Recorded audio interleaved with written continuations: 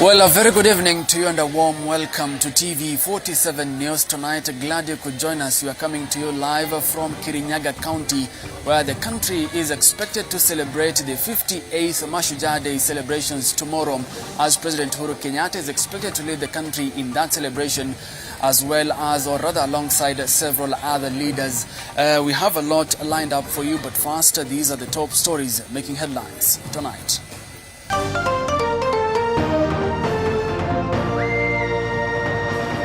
Tonight, all is set for this year's Mashujaa Day celebrations to be held at the Wangoro Stadium in Kirinyaga. Every preparation is in place. You have gone around this town. Also tonight, DP Ruto concludes his Coast Region tour, defending his bottom-up approach economic model. Sasa mimi nimesema hivi, vile nilisimama na rais mpaka akakuwa Uhuru Kenyatta mpaka akakuwa rais, mimi nitasimama na hawa vijana mpaka wapate kazi. As Raila traverses Meru, Tharaka Nithi and Embu counties in his mountain mission. Wanasema jo Raila anatoa porojo. Hapana, hiyo sio mzaha, hiyo ni ahadi. Plus, slain athlete Agnes Tirop died due to several neck stabs, government pathologist says. Generally, the examination has shown injuries due to stabs and also injuries due to blunt force.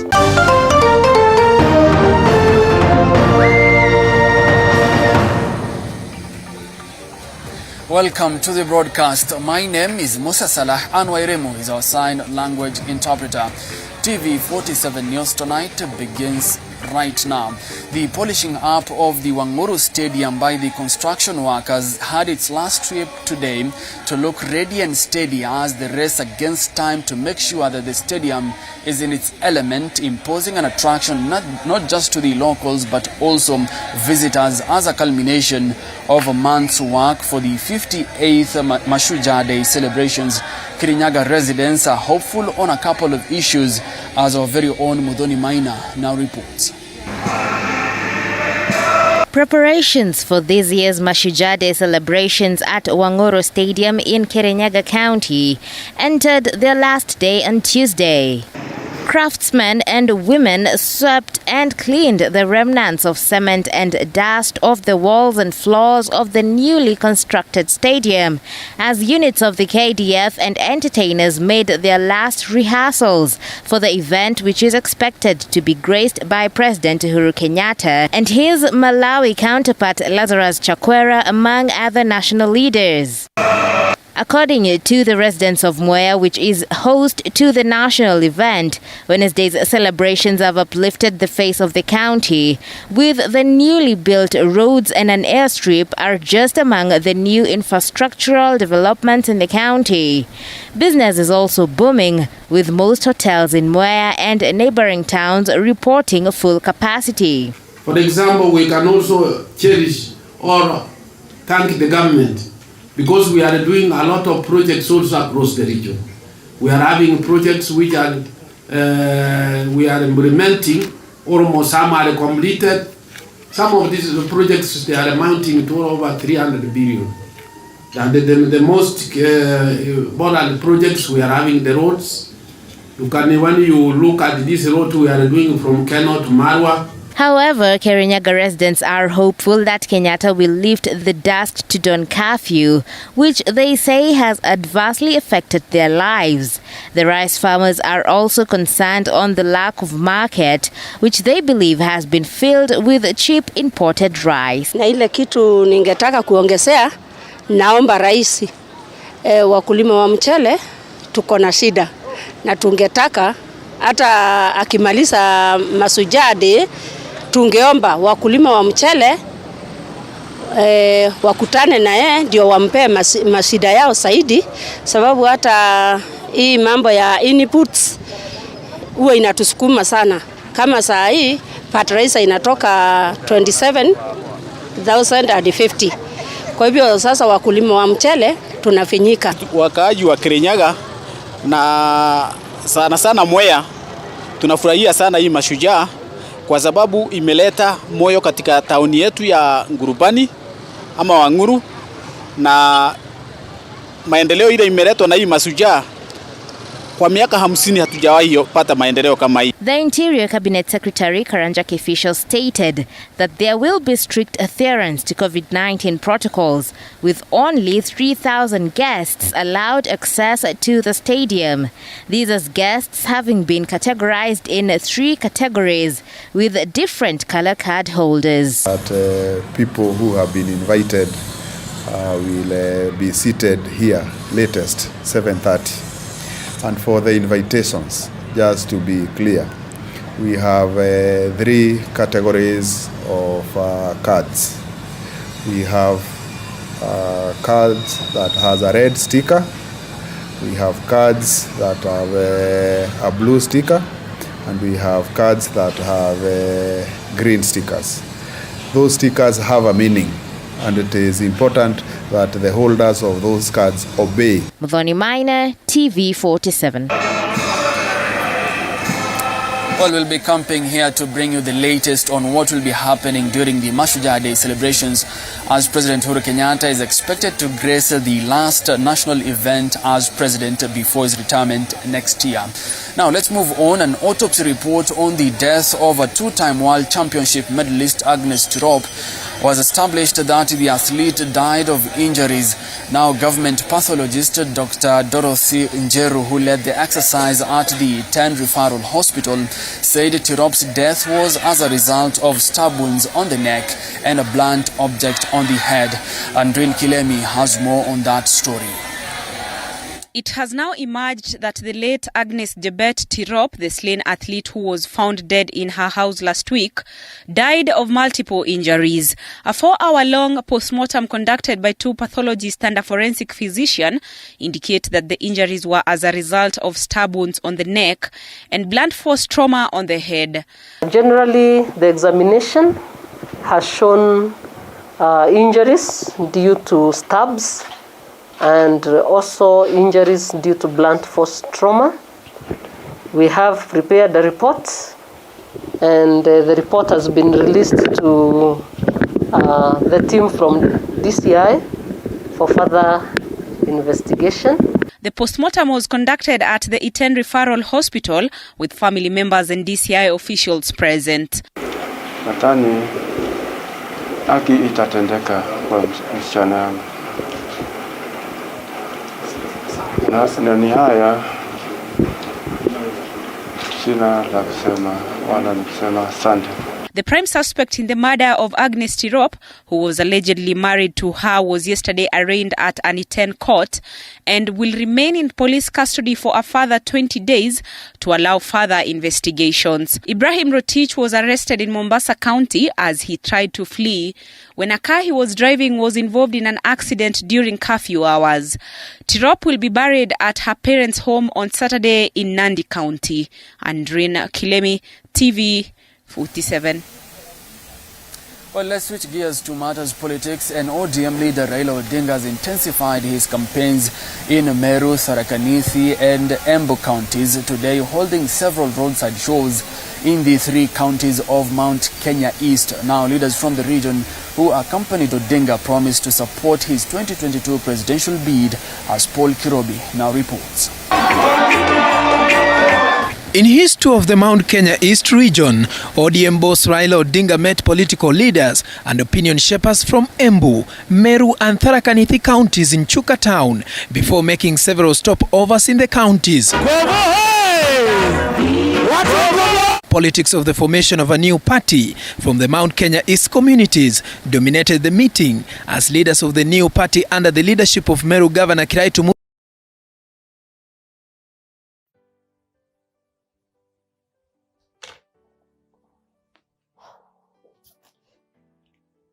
Oh, hi guys. Sorry, you found me 5 minutes before I started recording, but anyway, so most of you have been asking me why I started Lady CLC 19 with Joy Rongo. I have also had my own share of pain.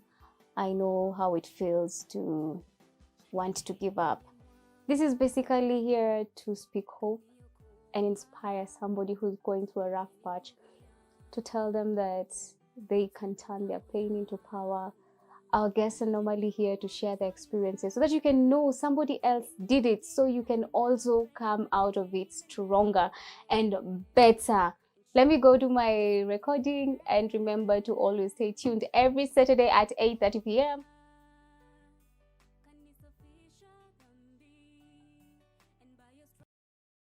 Undertaking husband duties on a boyfriend tender. Guys, with bromance, do you share your woman with the bro? Have a sister, give me your sister. I show you how these things are done. So you go release and be like, Men supporting each other, not only financially, but also socially.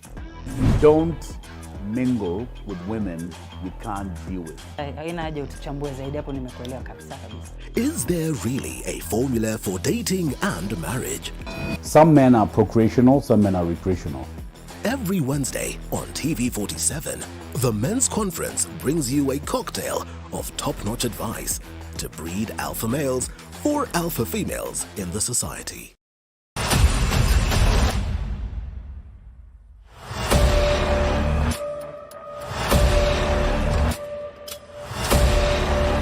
Tunaweza tumia hii tenje tutrace hiyo do.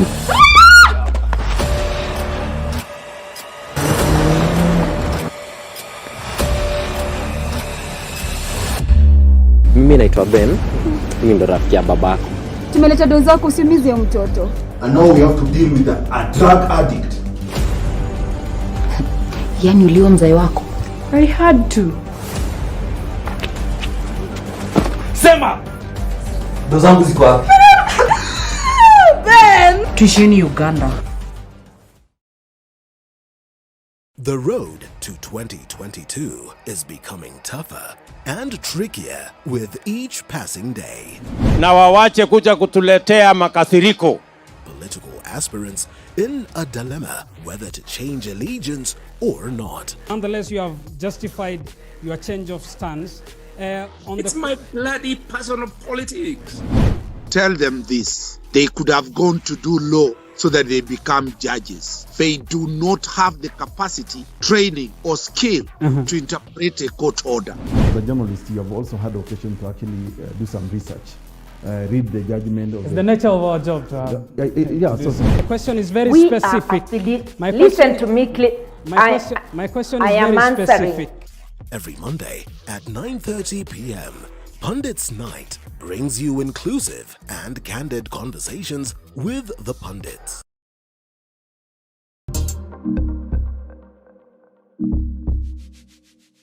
It just doesn't land on your plate.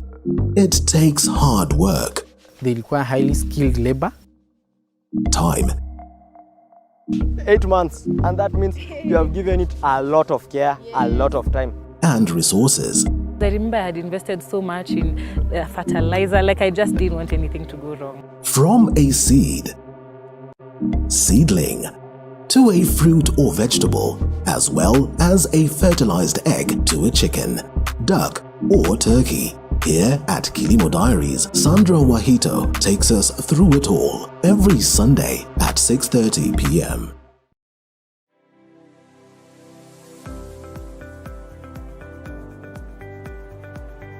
Every successful business offers a solution to a problem. It could be eyewear for your visual needs, automotive for your car troubles, or even art for your creative spaces. Here at The Grind, Violet Njoki helps quiet all the business noises and make sense of it all with business advice. The first thing is to start. Tips. They should be unique. And ideas. Put our product out there.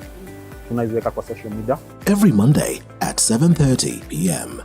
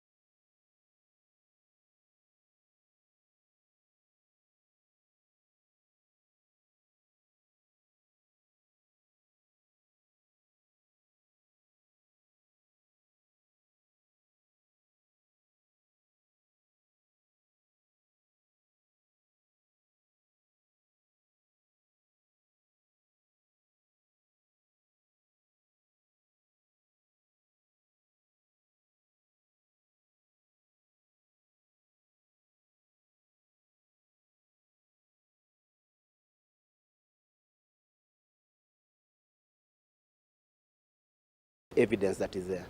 I have seen the circumstances that are there, both direct and circumstantial.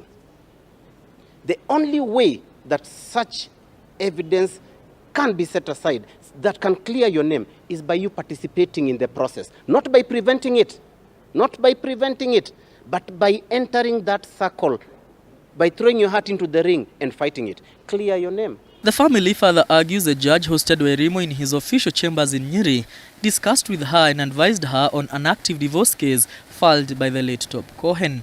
We call upon the Judicial Service Commission to order or rather to commence a process that will lead to the removal of the judge from office for failing to respect and adhere to the Judicial Service Code of Conduct, which prevents, precludes, and forbids him from advising or rather giving his input in matters that are alive before a court of law. The family is asking the Judicial Service Commission to dismiss or order the immediate removal of Justice Sankale Ole Kantai from office and bar him from discharging or executing any judicial functions.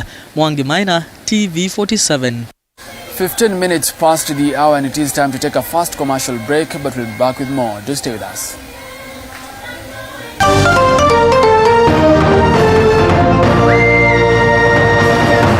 Coming up, over 2 million children in Kenya are not in school. Study shows as government launches Operation Come to School program.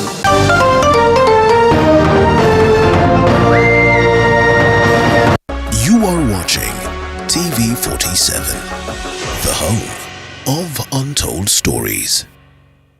At Trisent School of Medical Health, Science and Technology, we offer highly competitive courses tailor-made to suit your needs. These include certificate and diploma in theatre technology, medical engineering, nutrition and dietetics, science lab, health records, environmental health science, counseling psychology, applied biology, social work and community development, information and communication technology, community health and HIV/AIDS management, health services support, among others. Our September-October 2021 intake is ongoing. Register now at our Nairobi campus in Nairobi West around Nyayo Stadium on 0700-129-536. Our Juja campus next to Jomo Kenyatta University on 0700-000-760. And our Kisumu campus opposite Swan Center, Oginga Odinga Street on 0703-201-229. Trisent School of Medical Health, Science and Technology, where careers come to life.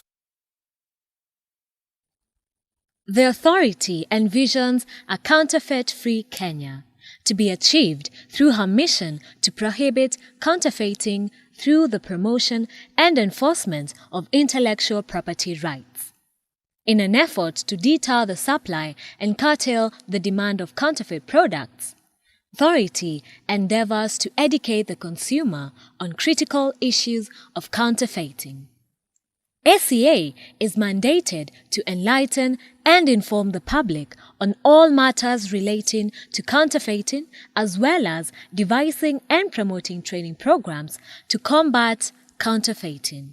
The Anti-Counterfeit Authority prides itself in promoting genuine and empowering the public and identifies stakeholders for informed decision-making, coupled with surveillance, investigations, seizures, and prosecution of suspected counterfeiters. ACA values her stakeholders, who include government organizations, manufacturers, and intellectual property owners, traders, and consumers.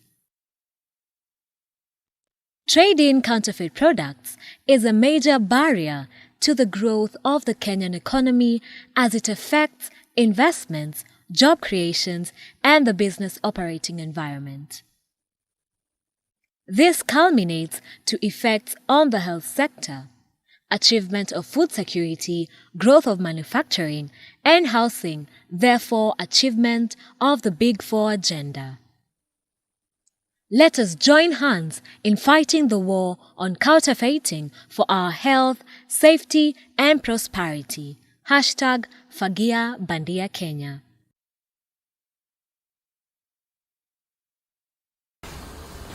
Doc, suchapia story.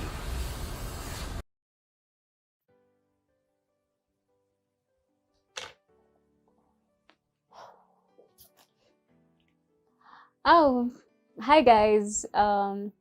Sorry, you found me 5 minutes before I started recording. But anyway, so most of you have been asking me why I started Lady CLC 19 with Joy Rongo.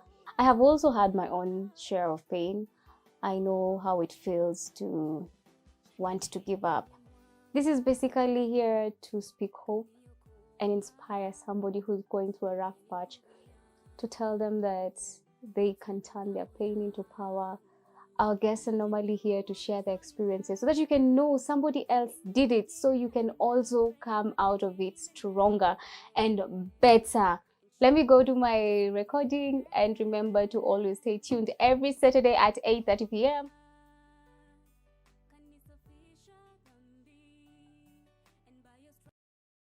Undertaking husband duties on a boyfriend tender. Guys, with bromance, do you share your woman with the bro? Have a sister? Give me your sister. I show you how these things are done. So you go release and be like, Men supporting each other, not only financially, but also socially. Don't mingle with women you can't deal with. Is there really a formula for dating and marriage? Some men are procreational, some men are recreational. Every Wednesday on TV47, the Men's Conference brings you a cocktail of top-notch advice to breed alpha males for alpha females in the society.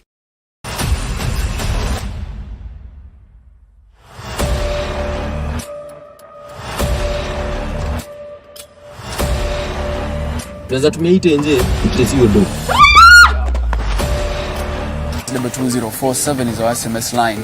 You can also find us on social media at TV47 Kenya on Facebook, as well as at TV47K on Twitter. The hashtag to use is always TV47 News Tonight. Now, 4 suspects who are today arraigned in court over the lynching of 4 people, among them 3 women, accused of being witches 3 days ago in Marani Sub-County in Kisii County. The 4 will be held at Rioma Police Station for the next 10 days to allow the police to conduct their investigations on the matter. Mike Agwongo has more. Amos Nyakundi Ondieki, Crispin Ogeta Mokua, Peter Ngwenyi Kwange and Ronald Ompati Onyenka appeared before Kisii High Court Senior Resident Magistrate Paul Mutai but could not take plea, as the police sought more time to hold the suspects. In an application that was prepared by CP Elizabeth Wawire, the police requested an order to hold the suspects for a further 14 days so as to complete investigations for the final pathologist report, statement recording, and also conduct a mental assessment for the accused persons. I have considered the application.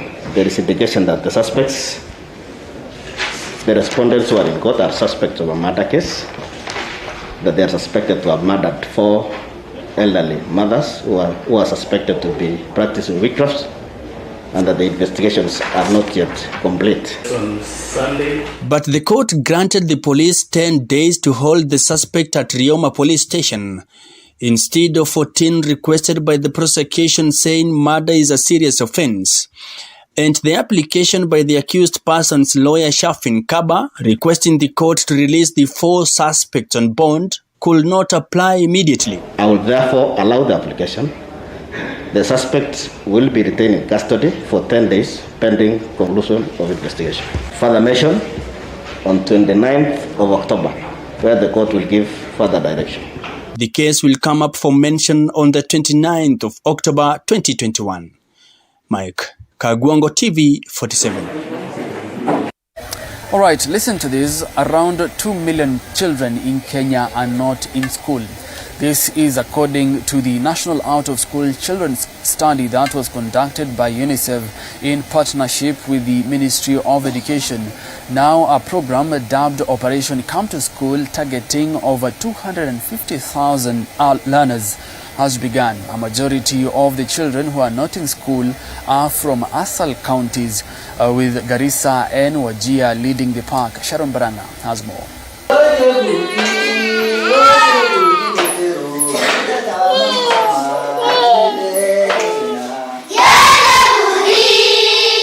Despite the country having free primary and day secondary school education, a significant number of children are still out of school. The most affected learners are those from the arid and semi-arid regions, and this is for various reasons ranging from pregnancy, child marriage and child labor, and also the impact of COVID-19 related school closures, followed by drought in many of the focus counties, also contributed to an increase in school dropouts. According to a study conducted by UNICEF, Ministry of Education and the National Council for Nomadic Education in Kenya, over 2 million children in the country are not in school. Top 5 counties leading in school dropouts are Garissa, Wajir, Mandera, Turkana and Marsabit. The activities that these out-of-school children engage in are basically casual work, herding, and of course border. Border is basically the motorbike business. It's a big boom in Kenya. And it takes about 50% of these young ones, especially the boys. Some of the schools that we visited were not quite friendly to especially the learners with disabilities. And of course, some of them were dilapidated. They did not have fence. So this pushed the learners out. And of course, education is a long-term result to that child who is in the grazing field. He's not seeing why he should go to school, because we notice in some areas as you go to visit, they'll tell you, I am grazing. Yes. When the goat gives birth, I'm given a kid goat. So that means after 2-3 years, the child is already in the economic cycle. He's already getting money. Focus is now being drawn towards the impact of drought in many of these counties that we are talking about.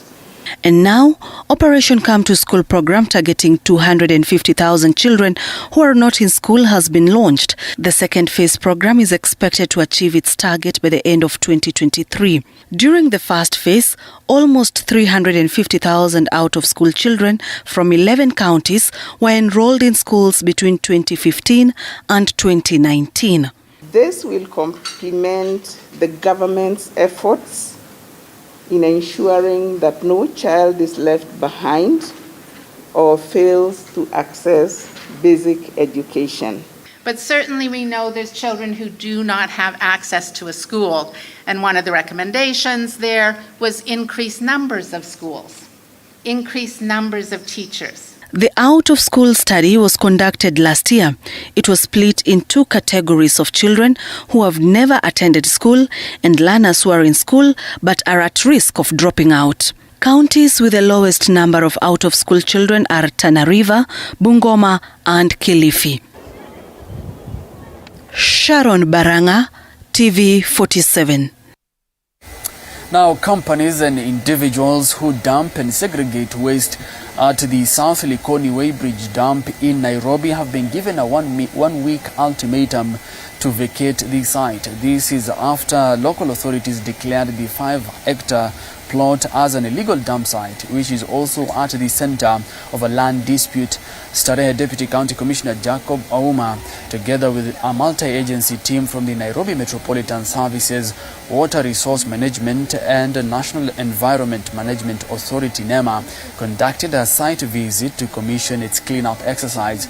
Water Resource Management will thereafter rehabilitate the deteriorated riparian land and the river flowing along the dump site. This even as those earning a living from the dump site decry that it is their only source of income.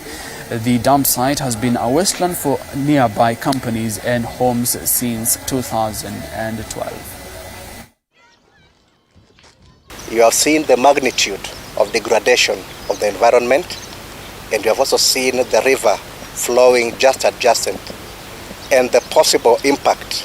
Kile ambacho sitaki ni zile delaying tactics za wiki moja, ingine nusu, ingine alafu tuingie katika ile kizungumkuti ya kuzunguka mwaka mwingine tuendelee na shida. I want to clear this one once and for all and move to other things. Wakikuja hapa watapata hakuna kitu ya kusafisha juu yote ni mali. Tutakuwa tumeuza. Hakutakuwa na uchafu watakuja kusafisha. Sasa hapa bahari tungeomba serikali kama sisi wa baba wajane tuko na wazee hapa watusaidie tulee watoto wetu. Juu akisema wanafuga hapa mtu kama mimi sina mahali ya kwenda, sina mzee, litaenda wapi? Na hapa ndio natoa school fees. Well, it is time to take our second breather and we'll be back with more. But remember, you can follow this broadcast on www.tv47.co.ke. Do stay with us.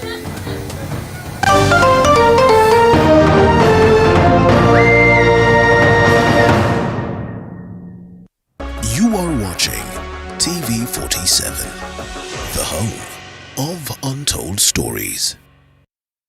Undertaking husband duties on a boyfriend tender. Guys, with bromance, do you share your woman with the bro? Have a sister, give me your sister. I show you how these things are done. So you go release and be like,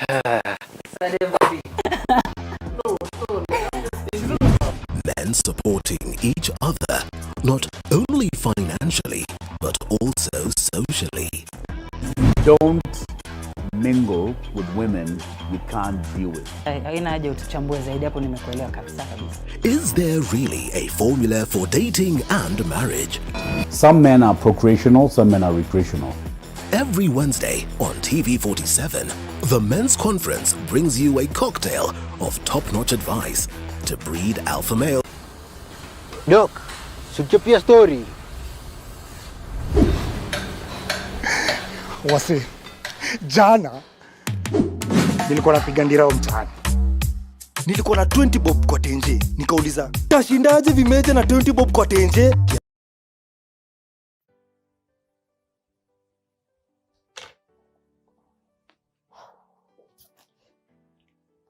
Oh, hi guys. Sorry, you found me 5 minutes before I started recording, but anyway, so most of you have been asking me why I started Ladies CLC 19 with Joy Rongo. I have also had my own share of pain. I know how it feels to want to give up. This is basically here to speak hope and inspire somebody who's going through a rough patch, to tell them that they can turn their pain into power. Our guests are normally here to share their experiences so that you can know somebody else did it, so you can also come out of it stronger and better. Let me go to my recording, and remember to always stay tuned every Saturday at 8:30 p.m.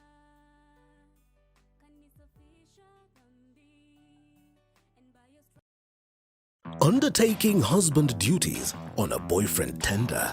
Guys, with bromance, do you share your woman with the bro? Have a sister, give me your sister. I show you how these things are done. so you go release and be like, Men supporting each other, not only financially, but also socially. Don't mingle